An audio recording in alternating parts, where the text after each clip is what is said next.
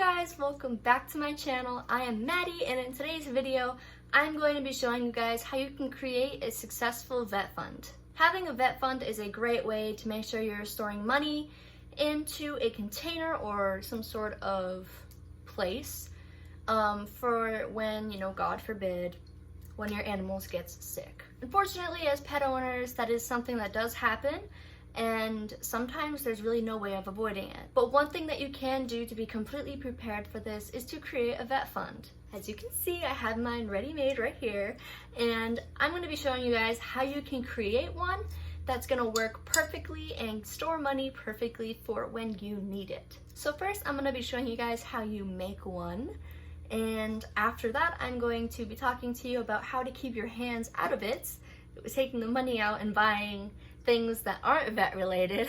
And I'm also going to be showing you guys how you can continue to earn money in here and keep the money building up in the vet fund jar. So let's get started. So the first thing you guys are going to want to do is find some sort of jar or container that you are going to be using as your vet fund. You want to use something that isn't going to be used for anything else probably ever. So I chose this old mason jar. So you can really use anything you want. As another example, I found this in my closet when I was cleaning it out. I've had this since I was probably like 7, but what it is it's just like a little container, little lid and a latch. But to be honest, this will make more sense later.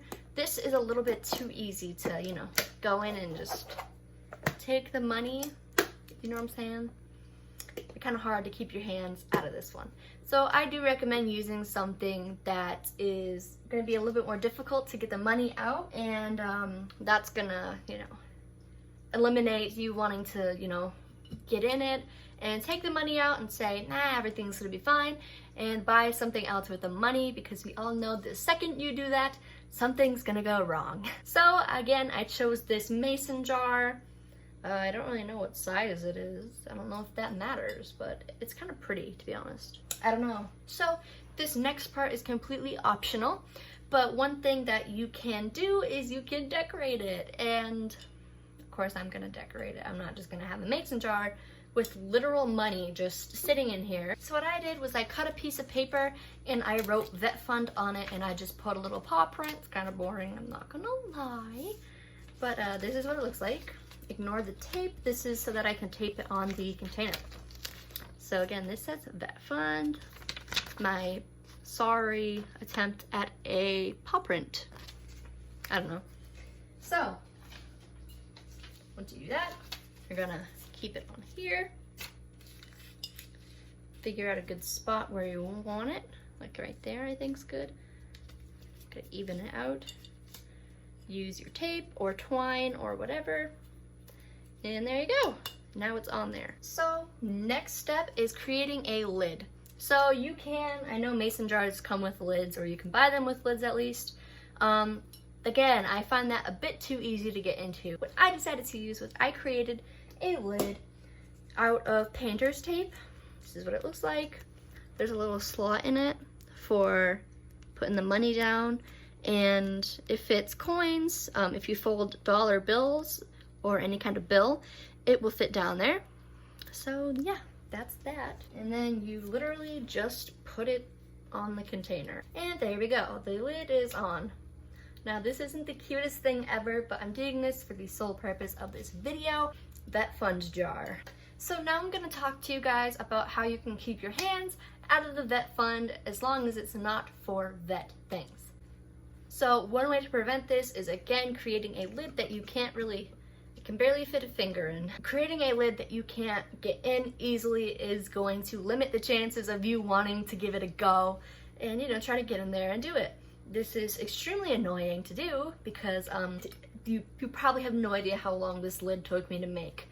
I'm not very artsy when it comes to things like this, so it was kind of a struggle. Another good way to do this is just by, telling yourself, I really want this. I understand, I recognize that I really want this, whatever that may be, but my animals come first. I am the person who takes care of them.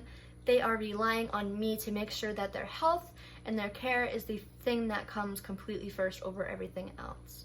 even if it's getting a new animal. Now, this is where this comes in. You're gonna wanna have somewhere to keep the money.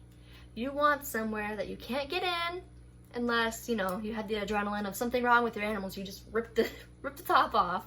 But that's what it's for. Essentially, this is for saving money to save your animals. There, like that's what it is, basically. Having a vet fund can benefit in many ways. If you are underage like me, I am 14 years old, and I don't really have I have a job, not a consistent job. I hardly ever work the job because, you know, the company, I just don't really have time, and, you know, I have to balance school, my health, all my animals. I have a lot going on. A lot of people don't know that. I actually have a lot of health problems. Again, I don't really have a consistent source of income. So, because of that, what I do is I make a vet fund. And if you are like me and you do not have a consistent source of income coming through, one thing that you can do if you still live with your parents or whatever may be the case, either, go get a part-time job that, you can make consistent income, or if you can't do that yet, I would recommend, being like, hey, mom, dad, stepdad, whoever, I'm looking to start saving money for, if something were to happen to my animals, can I have a consistent, source of just a little bit of money, or like however much they're willing to do. I don't know your guys' parents, but my parents were like, you're going to do a lot of chores, young lady. And I was like, I know, it's fine, whatever.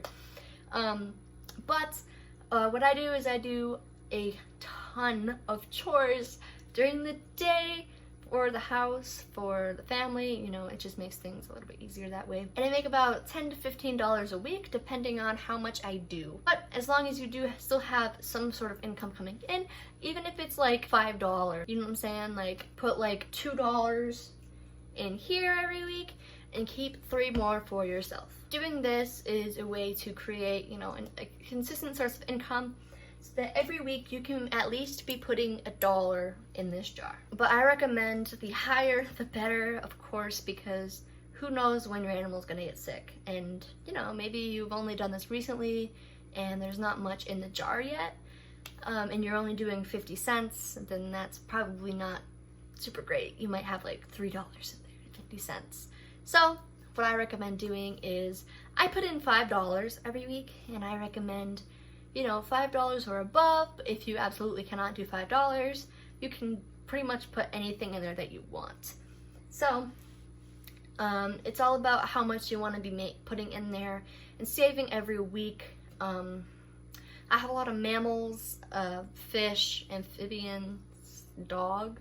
Those are pretty expensive vet trips. So what I do, again, I put $5 in there every week, and I keep the rest for myself out of my chores money. And that's basically how you can create, a source of income that is weekly or monthly or every 3 days, however you want to consistently be putting it in. That's a good way to do it because it is consistent and it builds up after a while. You wouldn't think about it like that, but if you do like 5 weekly, 1 week there's gonna be $5 in here.